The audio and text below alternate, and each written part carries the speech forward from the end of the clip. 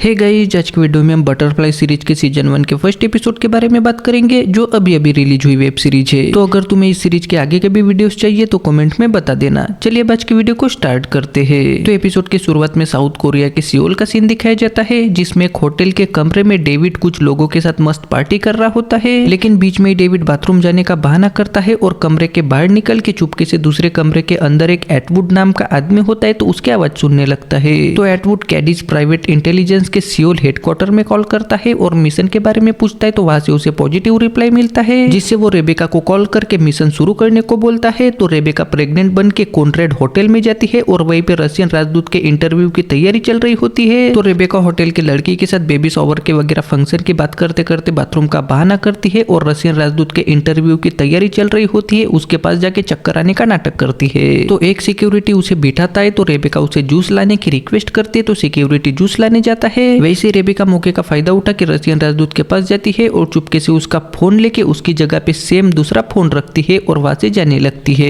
लेकिन तभी सिक्योरिटी आके उसे जूस देता है, तो रेबेका जूस लेकर जाने लगती है। तभी रशियन राजदूत फोन पकड़ता है, वैसे ही उसकी मौत होने लगती है। तो रेबेका लिफ्ट में जाती है, लेकिन एक सिक्योरिटी लिफ्ट में आता है, साथ में बाकी के सिक्योरिटी यहाँ वहां भागने लगते हैं। तभी उन्हें प्रेग्नेंट लड़की पे शक आता है, तो वो सभी सिक्योरिटी को इन्फॉर्म करते हैं, जिससे लिफ्ट वाले सिक्योरिटी के एक्सप्रेशन से रेबेका को समझ जाता है। तो वो उसे अच्छे से दनका देती है और बाहर के सिक्योरिटी पे फायरिंग करके एक रूम में जाती है। लेकिन सिक्योरिटी वो दरवाजा तोड़ने लगते हैं, तो रेबेका कमरे की खिड़की तोड़ के वहां से निकल जाती है और भागते भागते अपने कपड़े वगैरह चेंज करके होटल से निकल जाती है। यहाँ डेविड कमरे के बाहर से एडवुड की आवाज ही सुन रहा होता है और वो कुछ सोच के दरवाजा ठोकने लगता है, जिससे एडवुड दरवाजा खोलता है। वैसे ही डेविड उसे धमकी देता है, साथ में उसके लैपटॉप को अपने फोन से कनेक्ट करके रेबेका की लोकेशन उसी के बाकी के साथियों के पास भेज देता है, जिससे वो लोग गाड़ी लेकर रेबेका को लेने के लिए जाने लगते हैं। तो डेविड भी पट से उस गाड़ी के पीछे जाता है, साथ में एक गली में उनकी गाड़ी के सामने नकली बच्चों की ट्रॉली रख देता है। तो उनका हल्का सा एक्सीडेंट होता है, तो वो बाहर निकल के देखते हैं। वैसे ही डेविड उन्हें धमका देता है और उनकी गाड़ी लेकर रेबेका को पकड़ने के लिए जाता है।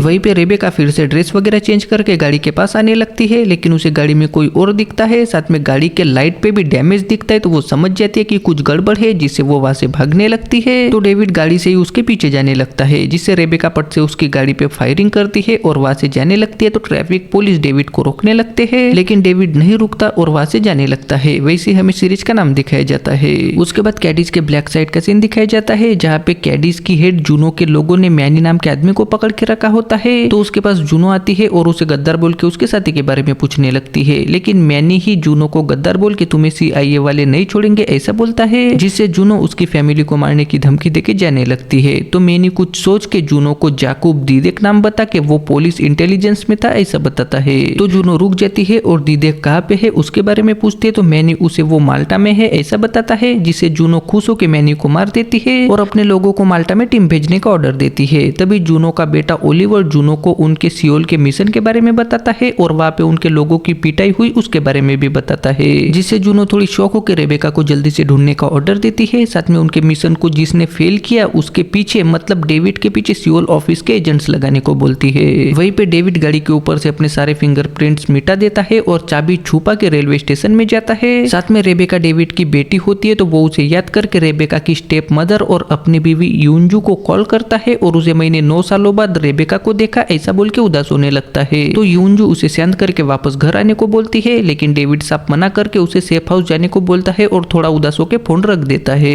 वही रेबेका जूनो को कॉल करती है, तो जूनो उसे उनके लोग पकड़े जाने की बात बता के उसी पे शक करने लगती है। लेकिन रेबेका को भी पता नहीं होता कि उनके मिशन की खबर लीक कैसे हुई, जिससे वो अब खुद जिसने भी ये सब किया, मतलब डेविड ने जो किया, उसे ढूंढ के मारने का मिशन अपने हाथ में लेती है, जिसके लिए जूनो भी राजी होती है और फोन रख देती है। लेकिन इससे जूनो का बेटा ओलिवर बिल्कुल भी खुश नहीं होता, तो वो अपनी माँ जूनो को समझाने लगता है, लेकिन जूनो उस पे ही भड़कती है। तो ओलिवर चुप हो जाता है और उसे कैमरे से एक फोटो मिली होती है, तो जूनो उसकी पहचान करने के लिए अपने लोगों के पास भेजने को बोल के थोड़ी टेंशन में आने लगती है। यहाँ डेविड वापस गाड़ी में आता है और एक कार्ड पे कुछ नंबर्स वगैरह लिख के कार्ड गाड़ी में ही रखता है और गाड़ी की खिड़की तोड़ के वहां से इंचियोन में अपने सबसे अच्छे दोस्त योंग के पास आता है और उसे अकेले में ले जाके मुझे गायब होना है वरना कैडिज मुझे ढूंढ लेंगे ऐसा बोलता है। लेकिन कैडिज एजेंसी को खुद डेविड ने बनाया होता है, तो योंग थोड़ा शौक होता है। तो डेविड उसे समझाता है, जिससे योंग समझ जाता है कि रेबिका का मैटर है, तो वो उसे समझाने लगता है, जिससे डेविड मुझे उसे बचाना होगा, मुझे लगा था कि वो वहाँ पे सेफ होगी, लेकिन वो कैडिज की नौकर बन गई है, मुझे 1-2 दिनों में ही पासपोर्ट चाहिए, उसके उसके बाद ही कुछ प्लान करेंगे ऐसा बोलता है। तो यंग उसकी हेल्प करने के लिए राजी होता है, जिससे डेविड उसे फोन नंबर देके बहुत ही ज्यादा इमोशनल होता है। और फिर डेविड एंडोंग के अपने सीक्रेट अड्डे पे आता है। साथ में उसे अच्छे से पता होता है कि वहाँ पे रेबेका आएगी, तो वो चारों तरफ जाल वगैरह फैला के खाना भी बनाता है और बस रेबेका का वगैरह वेट करने लगता है।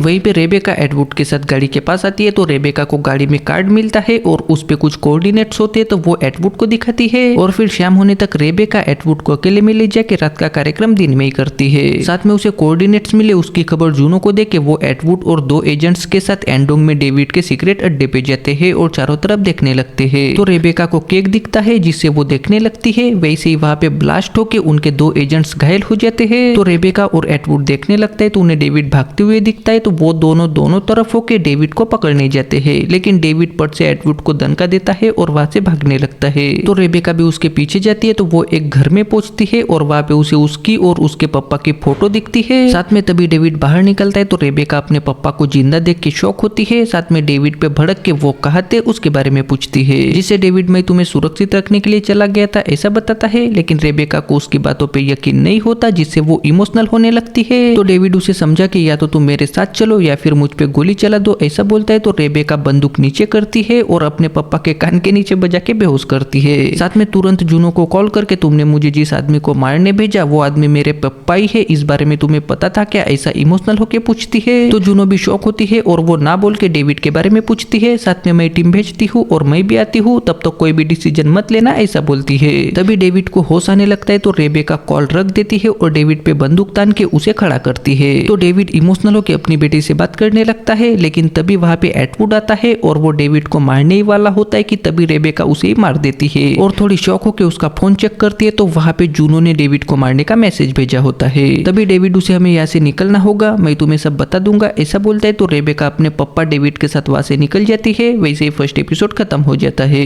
सो गाइस, आई होप आपको आज की वीडियो पसंद आई होगी। अब वीडियो को लाइक करके चैनल को सब्सक्राइब भी जरूर कर देना।